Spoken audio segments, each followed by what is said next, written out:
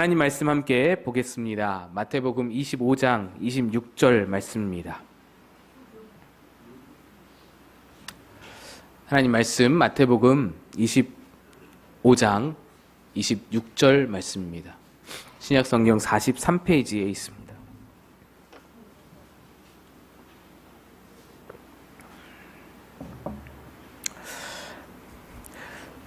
우리 함께 합독하여 읽겠습니다. 시작. 그 주인이 대답하여 이르되 악하고 게으른 종아, 나는 심지 않은 데서 거두고 해치지 않은 데서 모으는 줄로 내가 알았느냐. 아멘. 기도하겠습니다. 하나님께서 주신 이 한 주도 주의 말씀으로 그 말씀에 힘입어서 살기를 소망합니다.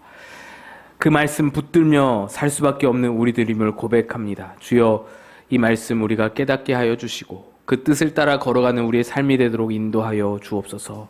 전하는 자는 감추시고 주의 말씀만 바라오며 예수님 이름으로 기도합니다. 아멘. 한 주 동안 여러분 성심성의껏 릴레이 기도에 참여해 주셔서 감사를 드립니다. 저도 이번 주 한 주간 새벽마다 기도를 하는데 저는 놀라운 경험을 했습니다. 아침 첫 시간에 이제 기도를 하는데 그 전날 여러분들이 매 시간마다 기도해 오신 그 기도가 저에게 이어지는 것을 느꼈습니다. 이렇게 전달되는 게 느껴지는 거예요. 그래서 나는 분명히 혼자 기도하고 있는데 수많은 우리 교인들이 함께 기도하는 것처럼 이렇게 느껴지는 거예요. 막 전달이 되는 거예요.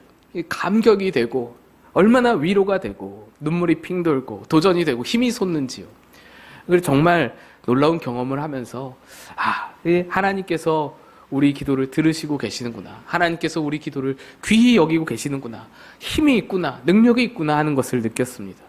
여러분이 한 주간 참여하신 기도의 시간은 결코 헛되지 않은 줄로 믿습니다. 하나님께서 이미 들으시고 여러분 가정과 인생과 교회와 민족 위에 선하게, 특별히 우리 교회학교 아이들, 우리 수련회 아이들 위에 선하고 신실하게 응답해 주실 줄로 믿습니다.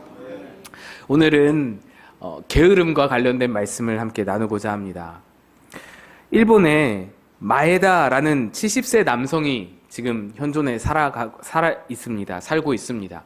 이 남성은 어린 시절부터 모든 것이 너무 귀찮아서 백수로 사는 것이 꿈이었다라고 합니다.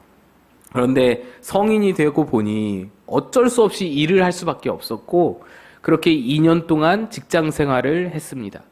그런데 직장 생활 2년이 되던 때에 사고가 나서 부모님이 한 번에 돌아가시게 되었고, 그래서 부모님이 가지고 계시던 재산은 꽤 큰 돈을 상속받게 됐습니다. 근데 이 마에다의 꿈이 무엇인가요? 백수였잖아요. 이 마에다가 상속을 받자마자 돈을 계산해 보는 거예요. 이 돈으로 얼마나 살 수 있을까? 계산해 보니 매달마다 60만 원씩 사용한다면 내 수명이 다할 때까지 모자라지 않겠다. 이 결론을 내리고는 곧장 2년 다니던 직장을 퇴사하고 평생 백수로 살기로 선택을 하는 겁니다. 그날부터 돈을 아끼기 위해서 평생을 소량의 밥과 낫또 그리고 양파구이로만 연명을 하는 겁니다. 버티는 겁니다. 사실 이 마에다가 평생 한 달 동안 60만 원만 쓴다고 계산한 데에는 한 가지 착오가 있었죠. 수십 년 동안 치솟을 물가 상승률을 전혀 고려하지 않은 치명적인 실수를 한 일입니다. 그런데 불행인지 다행인지 일본이 잃어버린 30년에 진입하면서 물가 상승이 하나도 되지 않은 거예요. 물가 상승이 거의 있지 않았고 그래서 오늘 70세까지 일을 전혀 하지 않고도 살아올 수 있었다라는 겁니다. 이런 삶이니까 누가 이 마에다와 결혼을 하겠어요? 혼자 사는 거예요. 결혼도 하지 않고 만남도 없고 전혀 사회와 담을 쌓고는 그냥 먹고 자고 숨쉬기만 하면서 사는 겁니다. 그리고 이제 70세가 된 지금 그가 고백하기를 난 너무 행복합니다 라고 고백을 하는 겁니다. 원래 우리 설교 예화로 좀 쓰이려면 이런 경우에 나이가 들고 보니 내가 후회가 막심합니다. 다시 예전으로 돌아간다면 내가 그렇게 살고 싶지 않습니다. 이렇게 결론이 내려져야 되는데 마에다는 난 앞으로도 이렇게 살 겁니다. 전혀 후회함이 없습니다. 너무너무 행복하고 좋습니다. 이렇다는 거예요. 여러분은 이 마에다의 삶을 보시면서 어떤 생각이 드시나요? 우리나라가 예전이었다면, 예전 우리나라 분위기에서는 이런 이야기를 들으면 이런 게으른 인생이 있나, 아무 의미 없이 목적 없이 생존만 하고 있는 게 이게 무슨 의미가, 무슨 이게 삶에 무슨 가치가 있는가, 그러면서 비난이 쏟아졌을 텐데, 요즘 우리 사회 분위기로 보아서는 제 생각입니다. 이 남에게 피해를 주는 것도 아니고 혼자서 행복하게 산다는데 괜찮지 않나?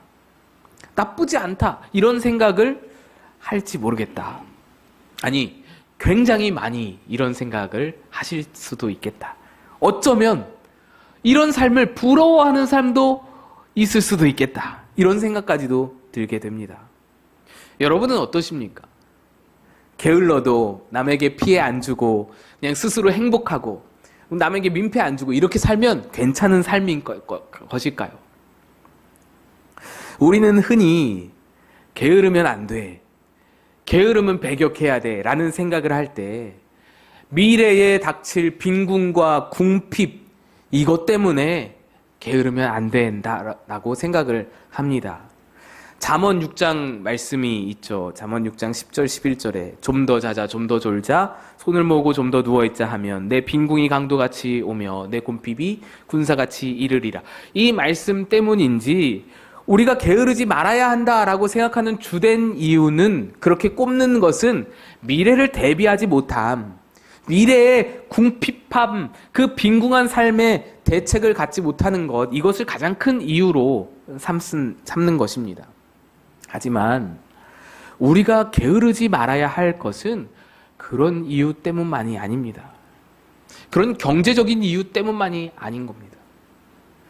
만약 그런 이유만으로 게으름을 우리가 거절한다면 마에다의 게으름 충분히 허용될 수준입니다. 경제적으로 자립하고 아무에게도 뺏기지 않고 행복하다면 괜찮은 거예요. 그거 괜찮은 삶인 거예요. 세상 사람들은 마에다의 게으름을 문제 없다고 보는 겁니다. 동경까지 하는 겁니다. 부러워하기까지 하는 겁니다. 그러나 우리는 그럴 수가 없습니다. 왜냐? 우리는 이 땅에 아무 목적 없이 의미 없이 그냥 우연히 던져진 존재들이 아니기 때문입니다. 하나님께서 아름답게 목적을 가지고 이 땅에 보내신, 우리는 보냄을 받은 자들이기 때문입니다. 우리의 삶은 그냥 어쩌다가 우연히 여기에 이른 것이 아니라 하나님께서 계획 가운데 경륜 속에서 우리를 이 자리까지 이끌고 오셨기 때문에 우리는 그렇게 의미 없이 살 수 없는 겁니다. 그래서 신앙을 가진 자는 결코 게으를 수 없습니다. 하나님을 믿는 믿음과 게으름은 공존할 수 없는 것입니다. 오늘 본문 말씀을 보시면 주님이 말씀하시는데 게으른 종을 꾸지라면서 악하고 게으른 종이다 이렇게 말씀을 하십니다. 게으름을 악으로 정의하고 게으름을 죄로 여기는 겁니다. 그래서 우리는 아무리 돈이 많아도, 마에다보다 돈이 훨씬 더 많아서 우리가 막 펑펑 쓰면서 누리며 평생을 살 수 있다고 하더라도 마에다처럼 살 수는 없습니다. 그의 삶은 하나님이 그에게 부여하신 목적을 완전히 외면한 삶이기 때문입니다. 우리가 게으르지 말아야 할 이유가 단지 가난과 궁핍을 벗어나기 위함이 아니라 하나님이 나에게 부여하신 목적 때문이다 라고 생각을 한다면 이제 우리가 생각하는 게으름까지도, 그 정의까지도 바뀌어야 됩니다. 게으름은 그냥 아무것도 하지 않는 상태거나 좀 잠을 좀 많이 자는 습관이라거나 할 일을 자꾸만 내일로 미루는 그런 경향 정도를 말하는 게 아닙니다. 열린교회 김남준 목사님이 쓰신 게으름이라는 책에는 게으름에 대해서 이렇게 말을 합니다. 게으름은 단순한 인간 성향의 문제가 아니다. 마음의 부패의 뿌리를 내린 그릇된 자기 사랑이다. 게으름은 단순한 인간 성향의 문제가 아니라 마음의 부패의 뿌리를 내린 그릇된 자기 사랑이다. 이거 영적인 문제라는 겁니다. 성향의 문제가 아니라는 겁니다. 하나님의 사람으로서 처리해야 할 우리의 게으름의 문제는 개인 성향이나 성격이나 그런 문제가 아니라 더 깊은 우리 내면의 마음의 문제, 영적인 문제라는 거예요. 하나님 앞에서 고쳐내야 할, 하나님 뜻 앞에서 바꿔내야 할 그런 문제라는 겁니다. 만약에 게으름이 그저 성향의 문제라면 우리는 분주하게 살면서 그것을 게으름을 이겨낼 수 있을 겁니다. 분주하고 바쁘게 살면 그게 게으르지 않는 삶일 것이죠. 정신없이 살면 그게 게으름을 이기는 것이겠죠. 실제로 많은 분들이 그렇게 생각을 합니다. 느리게 사는 것을 게으름으로 연관시키는 경우가 너무 많습니다. 그런데 느림과 게으름은 다릅니다. 게으름은 죄이지만 느림은 죄가 아닙니다. 하나님은 이 세상을 만드실 때 바쁘게 분주하게 살아가는 개미나 벌, 꿀벌 같은 곤충도 창조하셨지만 세상 느리게 살아가는 달팽이라든지 바다 거북이라든지 나무에서 내려오는 게 너무 귀찮아서 목숨보다도 귀찮아서 매달려 사는 나무늘보라든지 대나무가 저 앞에 있는데 그거 먹으러 가는 게 귀찮아가지고 힘들어서 그냥 굶어 죽고 마는 판다라든지 이런 동물들을 다 하나님이 친히 창조하셨습니다. 그래서 여러분, 재능이 없는 것, 좀 성격이 느린 것, 머리가 좀 나쁜 것, 좀 일을 잘 못하는 것, 이렇게 무능한 것을 죄라고 게으름이라고 단죄할 수 없습니다. 오히려 굉장히 바쁘고 성실하고 열심히 살면서 엉뚱한 방향으로 나간다면 그 삶이 그야말로 바로 악하고 게으른 종이 될 수 있는 가능성이 높은 것입니다. 예루살렘의 아이히만이라는 책이 있습니다. 2차 세계대전 당시에 히틀러의 나치에 의해서 자행된 유대인 학살, 대학살, 홀로코스트가 있었죠. 이 책은 그 학살의 총책임자 1급 전범 아돌프 아이히만, 이 사람이 전쟁 이후에 15년을 숨어서 지내다가 이스라엘 정보기관 모사드에 의해서 납치가 되어서 예루살렘 법정에 딱 서서 그 전범 재판이 33회 동안 이루어지는 동안에 기록된 그 재판 기록이 이 예루살렘의 아이히만입니다. 유대인들이 이 재판에 거는 기대가 남달랐습니다.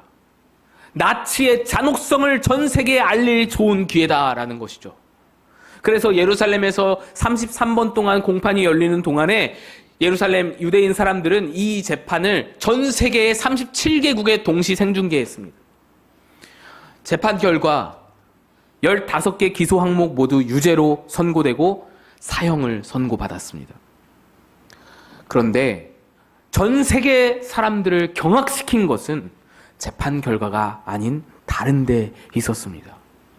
이 책의 저자 한나 아렌트는 유대인 기자로서 33번 열린 공판 모두 다 참관하면서 이 책을 기록했는데요.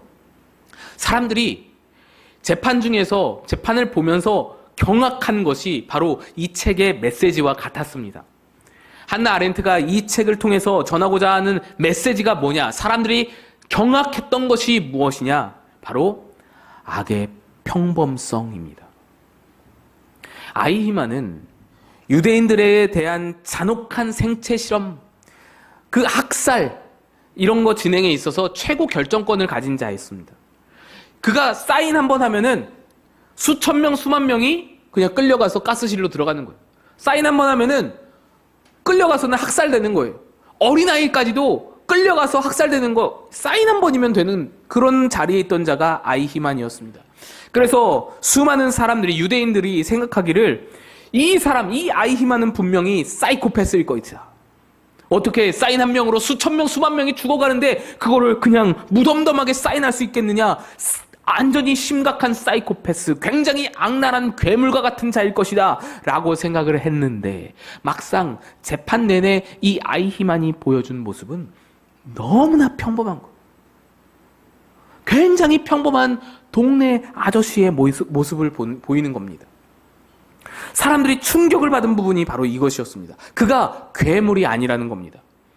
너무나 평범한 동네 공무원 아저씨, 그 이상도 그 이하도 아닌, 그래서 아니 어떻게 이런 평범한 사람이 그렇게 끔찍한 학살의 중심에 있었는가, 여기에 경악을 한 것입니다.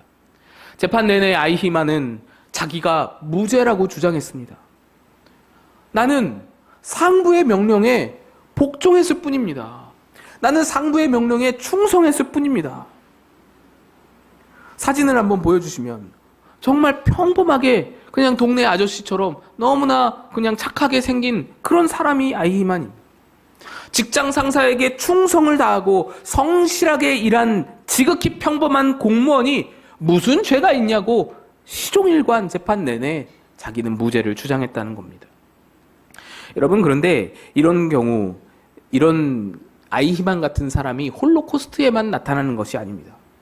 제가 캄보디아에 단기 선교를 갔을 때 뚜올슬랭 박물관이라는 그 박물관을 방문했을 때 경악을 하게 된 것이 무엇이냐면, 200만 명 정도 학살된 그 킬링필드 사건에서 사람들을 수용한 그 뚜올슬랭 수용소였는데, 그 수용소 소장이 성격이 너무 꼼꼼한 거예요. 너무 부지런한 거예요. 굉장히 바지런해가지고 처형되는 사람들을 한 사람 한 사람 사진을 다 찍었습니다. 앞모습, 옆모습, 고문받는 모습, 수용소 내부 사진, 그것들을 다 꼼꼼히 사진을 찍고 기록을 남기고, 이름이 뭐고 직업이 뭐고 나이가 어떻고 어떤 특이사항이 있고 기록을 쫙 다 해서 파일링을 쫙 다 한 거예요. 그래서 수용소에 수용되어 있는 사람들, 처형되는 사람들 다 기록을 꼼꼼히 남겨서 그들을 관리했는데, 그도 똑같이 재판에 이르렀을 때 아이히만과 똑같이 하는 말이, 나는 그냥 상관의 명령에 복종해서 열심히 부지런히 그냥 내게 맡겨주신 일을 감당했을 뿐입니다. 내가 무슨 죄가 있습니까? 라는 것이. 여러분, 우리가 진짜로 주의해야 할 게으름이 무엇입니까? 부지런히 살지 않는 것? 물론 그것도 문제죠. 열심히 살지 않는 것, 최선을 다하지 않는 것, 그것도 문제입니다. 그런데 그보다 더 중요한 문제가 있다는 거예요. 생각하지 않는 것. 생각하지 않는 게으름. 우리가 가장 배척해야 할 게으름, 가장 무시무시한 게으름은 바로 이것이 옳은 것인지 그른 것인지 깊이 생각하지 않는 게으름. 그걸 생각하지 않으므로 아무리 열심히 살아도 옳지 못한 길로, 학살의 길로, 죄악의 길로 걸어갈 수도 있는, 옳은 것에 대해서 판단하고 생각하지 않는 게으름이 가장 무서운, 배척해야 할 게으름이라는 것입니다. 오늘 본문은 달란트 비유에서 한 달란트 받았던 자를 주인이 꾸짖는 말씀입니다. 앞서 언급드린 대로 주인은 하나 받은 종에게 악하고 게으른 종이다 라고 말씀을 하셨습니다. 그런데 이상하죠. 이 종이 뭐가 악합니까? 솔직히 악이라고 할 것이 없잖아요. 그저 이 사람은 받은 것을 잘 수건으로 꽁꽁 싸매다가 땅속에 묻었을 뿐입니다. 여러분, 지금 생각이야 땅속에 묻으면 어떡해 이런 생각 들지만, 그때 당시에는 그게 문화였어요. 금고가 없잖아요. 땅속에 묻는 게 가장 안전하고 가장 보존하기 쉬운 그런 방법이었습니다. 이 사람이요, 횡령한 게 아니에요. 훔쳐서 빼돌린 게 아닙니다. 오히려 자기가 혹시라도 건들까봐 아무데도 쓰지 않게 하려고 잘 보관해 둔 겁니다. 근데 이게 어찌 악인가요? 게으름은 그렇다 쳐도 악이라고 하기에는, 악하다고 하기에는 좀 어려워 보이는 경우인 겁니다. 여기서 우리가 이 주인이 왜 이 종을 악하다고 했는지 그 이유를 알려면 게으르다라는 말의 뜻을 좀 살펴볼 필요가 있습니다. 오늘 본문 게으르다라는 단어의 헬라어 원어에는 둔하다, 머뭇거리다, 지체하다라는 뜻이 담겨 있습니다. 여러분, 이 종이 무엇에 둔합니까? 무엇에 지체하고 무엇에 머물거렸습니까? 뒤에 이어지는 말씀을 보면 알 수 있습니다. 나는 심지 않은 데서 거두고 해치지 않은 데서 모으는 줄로 내가 알았느냐? 이 말이 뭡니까? 너 나를 그런 사람으로 알았냐? 라는 말입니다. 너는 나를 투자를 아까워하면서 수익만 바라는 그런 사람인 줄로 알았느냐? 이 말을 하는 거예요. 즉, 너는 나를 완전히 잘못 알았다라는 겁니다. 이 종은 주인의 뜻이 어디에 있는지, 주인이 어떠한 분인지, 주인이 원하는 것이 무엇인지, 이 주신 한 달란트로 이루고자 하는 것이 무엇인지 이 종은 전혀 몰랐다는 거예요. 알지를 못했던 겁니다. 주인의 성격, 주인의 원하는 바, 주인의 꿈이 무엇인지 전혀 모르니까 함부로 쓸 수 없죠. 모르니까 무서운 겁니다. 모르니까 돈을 감춰두는 거예요. 그러니 오늘 본문에서 게으르다라는 말은요, 단순히 그냥 아무 일도 하지 않고 빈둥거렸다 이런 뜻만이 아니라 주인의 뜻을 아는 데 있어서 둔했다라는 겁니다. 주인의 뜻을 알아차리는 데 있어서 머뭇거렸다, 지체했다라는 뜻입니다. 바로 생각의 게으름을 말하는 겁니다. 달란트 비유는 종말에 대한 메시지입니다. 하나님은 이 땅에 이루시고자 하는 원대한 뜻을 가지고 계시고 그 뜻을 이루시기 위해서 오늘도 우리 각 사람에게 알맞은 재능을 따라 달란트를 맡겨주셨습니다. 이것이 여러분을 이 땅에 보내신 목적이고 우리가 지금 이 자리에 살아가는 이유입니다. 그러나 우리도 그 뜻을 알지 못한다면, 그 목적을 우리가 생각하지 못한다면 우리도 또한 게으른 종입니다. 아무리 우리가 우리 삶을 열심히 바쁘게 분주히 살아도 하나님의 뜻을 알지 못한 채, 하나님이 우리에게 맡기신 목적을 바라보지 못한 채, 그 뜻에 걸맞지 못한 채 부지런히 살면 게으른 종이라는 거예요. 아무리 부지런해도. 그리고 오늘 말씀에 이르듯이 바로 그 게으름이 악이라는 거예요. 악. 하나님의 뜻을 생각하지 않으면, 여러분, 우리가 하나님 뜻을 고려하지 않으면 누구 뜻대로 삽니까? 하나님 뜻이 없다면 우리가 누구 뜻대로 삽니까? 100이면 100, 내 뜻대로 삽니다. 내 생각대로 사는 겁니다. 하나님 뜻을 생각하지 않으면 내 생각대로, 내 오름대로 살아가는 겁니다. 예수님께서 이런 말씀하셨어요. 내 생각대로 사는 것이 얼마나 위험하고 얼마나 무서운 일인지 이런 말씀하셨어요. 마가복음 7장 21에서 23절입니다. 곧 사람의 마음에서 나오는 것은 악한 생각, 곧 음란과 도둑질과 살인과 간음과 탐욕과 악독과 속임과 음탕과 질투와 비방과 교만과 우매함이니 이 모든 악한 것이 다 속에서 나와서 사람을 더럽게 하느니라. 여러분, 이 수많은 악함들이, 이 수많은 범죄들이 어디 밖에서 나를 유혹해서 밖에서 나를 끌고 가가지고 내가 범하는 것이 아니라는 겁니다. 내 속에서 나온다는 거예요. 내가 이미 가지고 있는 것에서 이루어진다라는 겁니다. 이것이 우리의 본성이라는 거예요. 외부의 어떤 힘에 의해서 우리가 악해지는 것이 아니라 모든 악이 인간이 본래 가지고 있던 것에서 시작된다라는 것입니다. 우리는 이런 생각하죠. 우리의 생각으로 선을 이룰 수 있다고. 우리의 생각으로 좋은 세상 만들 수 있다고. 아름다운 세상, 인간의 힘으로, 인간의 생각으로 만들 수 있다고 여기지만 아니요, 절대로 그럴 수가 없습니다. 그렇게 인간이 열심히 생각하고 회의하고 노력하고 합력하고 애쓰고 함께 힘을 모아서 그렇게 해서 기껏 만들어낸다는 것이 무엇입니까? 바벨탑입니다. 수없이 연구하고 토론하고 공부하고 회의하고 논문 쓰고 논문을 연구하고 함께 모여서 공부하고 그렇게 해서 이것이 유토피아다 해서 만들어낸 것이 공산주의입니다. 또 다른 쪽에서도 연구하고 공부하고 생각을 모으고 기껏해서 열심히 만들어낸 것이 약육강식, 적자 생존의 논리가 판을 치는 경쟁사회.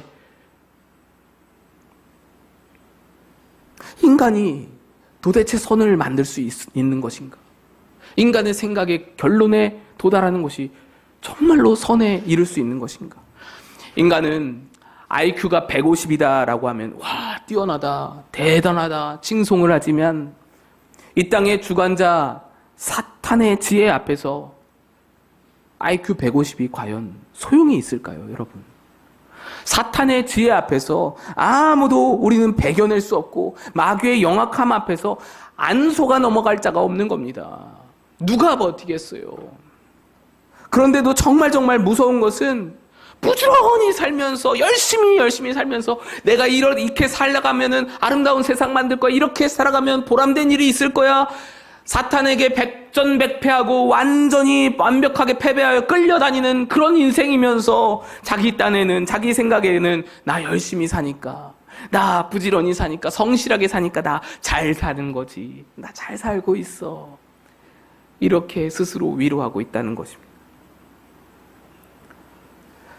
그래서 우리는 삶의 기준을 절대로 내 생각에 두어서는 안 됩니다. 내 생각과 내 옳음, 내 경험과 내 지식은 악으로 치우칠 수밖에 없는 연약한 것입니다. 사탄에게 놀아날 수밖에 없는 무력한 것임을 우리가 알아야 합니다. 사탄이 밀가부르듯 넘겨준다 했는데 그 대상이 바로 우리 생각, 우리 경험, 우리 지식입니다. 그래서 언제나 우리 하나님의 뜻, 하나님의 생각, 이걸 기준으로 둬서 그 생각을 알고 그 뜻을 파악하는데 우리가 가치를 두고 부단히 노력해야 하는 것이죠. 여러분, 우리가 예배를 왜 드리나요? 바쁜 시간, 피곤한데, 주말만이라도 좀 쉬고 싶은데, 그런데 우리가 예배를 왜 드립니까? 오늘도 어김없이 여기 모여서 예배하는 목적이 무엇입니까? 나를 향하신 하나님의 뜻을 찾기 위해서입니다. 이번 주도 하나님이 내게 말씀하시는 바, 내게 원하시는 것이 무엇인지 찾기 위해서. 여러분, 하나님이 내게 원하시는 뜻이 무엇인가? 이 질문이 우리에게 관심이 없는 질문이라면, 하나님 뜻이 별로 알고 싶지가 않다면 이 모임, 이 예배는 당장에 의미 없는 모임이 됩니다. 무슨 가치가 있나요? 그저 슬픈 마음 위로받고 기분 좋아지기를 원한다면 예배가 아니라 영화 한 편 보는 게 훨씬 낫습니다. 부지런히 살고 열심히 살고 정직하게 바르게 최선을 다하는 삶을 위해서 어떤 동기부여를 받고자 한다면 예배보다 자기계발서 한 권 읽거나 성공한 사람들이 운영하는 유튜브 채널 그거 구독해서 영상 보는 게 훨씬 더 도움이 됩니다. 예배는 하나님이 나에게 바라고 원하시는 것이 무엇인지 듣고 묻고 찾고 깨닫고 뉘우치고 돌이키고 바꾸고, 그것이 예배 시간입니다. 아니, 예배뿐 아니라 우리의 모든 기도 생활, 말씀 생활, 신앙 생활 전체가 다 하나님의 뜻을 알아가는 일련의 과정을 신앙생활이라고 하는 것입니다. 신앙생활 왜 합니까? 좀 더 윤리적이고 좀 더 착하고 올바르게 남들 보기에 번듯하게 살아가고자 신앙생활 하십니까? 아니요. 그런 거라면 신앙생활 아니라도 좋은 거 더 많이 있습니다. 세상에 훨씬 좋은 거 많이 있습니다. 예의범절, 매너 이런 것을 위한 것이라면 좋은 거 더 많이 있어요. 올바르고 정직하고 괜찮은 삶을, 좀 고차원적인 삶을 살고자 원하신다면 불경이나 사서삼경, 도덕경 읽는 것이 훨씬 도움이 될 겁니다. 그것만으로도 충분히 옳고 바르고 선하게 살아갈 수 있습니다. 사람 기준에 선량한 것, 사람 생각에 옳고 바른 것, 하나님 없이도 얼마든지 얼마든지 잘할 수 있어요.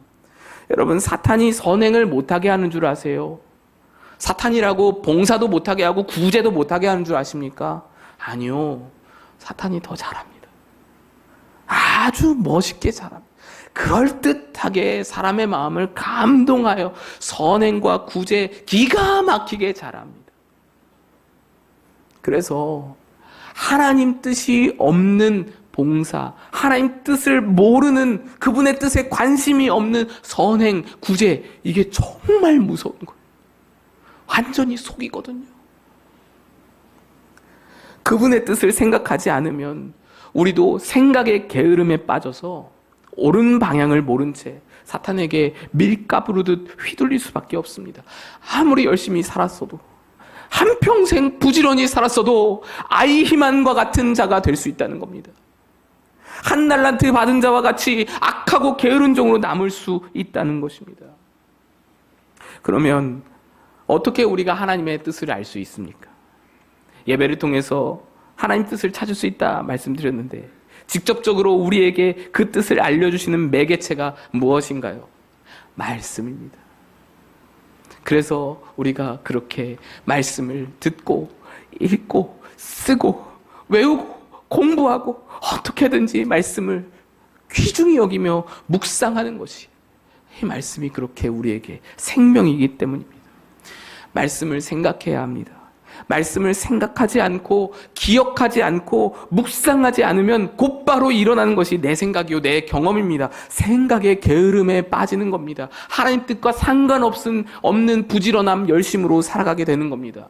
여러분, 우리의 인생 한 번밖에 살 수 없는 인생인데 생각의 게으름에 빠져서 그 뜻을 전혀 모르고 그 말씀과 상관없이 그렇게 살아갈 수 없지 않습니까? 그렇게 살아가다가 그 뒤에 찾아올 후회와 절망, 우리가 어떻게 감당하시겠습니까? 우리에겐 기회가 2번 있지 않은데, 그 마지막에 우리 삶, 이 한 번밖에 없는 인생의 마지막에 하나님 앞에 섰을 때에 악하고 게으른 종으로 우리가 남아서 그 후회와 절망을 우리가 어떻게 감당하렵니까?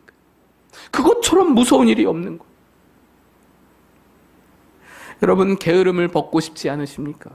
하나님 보시기에 착하고 충성된 종으로, 칭찬받는 종으로 남기를 원하시지 않으십니까? 하나님께 대한 충성은 그분의 뜻을 아는 데서 시작합니다. 충성은 알아야 충성할 수 있는 거예요. 그 뜻을 알아야 충성하죠. 그의 말씀을 기억하고 묵상하는 데서 충성이 시작되는 겁니다. 그러므로 여러분, 말씀의 자리로 돌아가시기를 축복합니다. 말씀을 다시 붙드시기를 바랍니다. 내 편한 대로 살자, 내 생각대로 살아도 돼, 이 정도면 괜찮아, 원래 해오던 대로 하지 뭐, 그러한 생각의 게으름에서 벗어나서 좀 불편해도 하나님의 뜻을 기억하고, 좀 낯설어도 어색해도 하나님 말씀을 묵상하고, 그래서 그분이 원하시는 방향, 그분이 목적하시는 방향으로 나아가실 때에 마지막 날에 잘하였다, 착하고 충성된 종아, 내가 작은 일에 충성하였으니 내 주인의 즐거움에 참여할지어다, 주님의 칭찬을 듣게 되시는 그런 저와 여러분 다 되시기를 주님의 이름으로 축복드립니다.